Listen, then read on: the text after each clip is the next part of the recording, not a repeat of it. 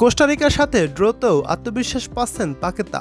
Match শেষে যা বলল পাকেতা ও মার্কুইনহোস, দেখুন বিস্তারিত।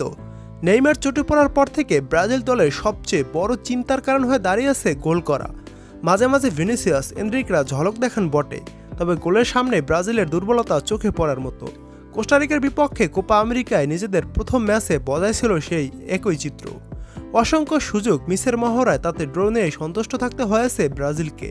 পারফরম্যান্স হতাশাজনক হলেও দলটির মিডফিল্ডার লুকাস পাকেতা মনে করেন এই ম্যাচ থেকেও ইতিবাচক প্রাপ্তি রয়েছে তাদের।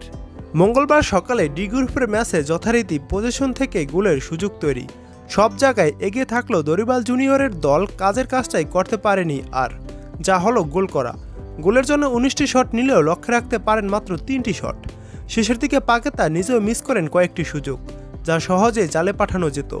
ভিনিসিয়াসের বদলি নামায় এনরিকো পারেনি বলার মতো কিছু করতে। ম্যাচ হয় গোলশূন্য ড্র।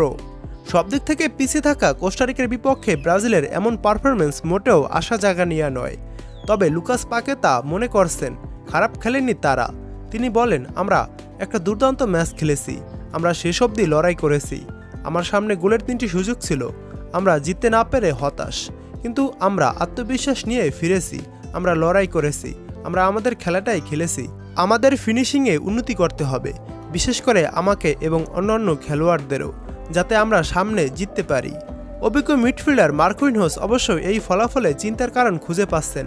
তিনি বলেন, এখন সময় নিজের সাথে সৎ থাকা, তৈরি করা সুযোগ কাজে লাগানোর চেষ্টা করা, গোল করার। এই প্রতিযোগিতায় ফলাফল গুরুত্বপূর্ণ। শুরুতে পয়েন্ট হারালে শেষের দিকে তা পরিস্থিতি জটিল করে তুলতে পারে। দলকে সমর্থন জোগাতে এই ম্যাচে গ্যালারিতে হাজির হয়েছিলেন নেইমার জুনিয়র। সতীর্থদের গোল মিস তাকেও ভীষণ হতাশ করেছে। ক্যামেরায় কয়েকবার দেশটির ইতিহাসের সর্বোচ্চ গোলদাতাকে দেখা যায় হাত দিয়ে মুখ ঢেকে রাখতে।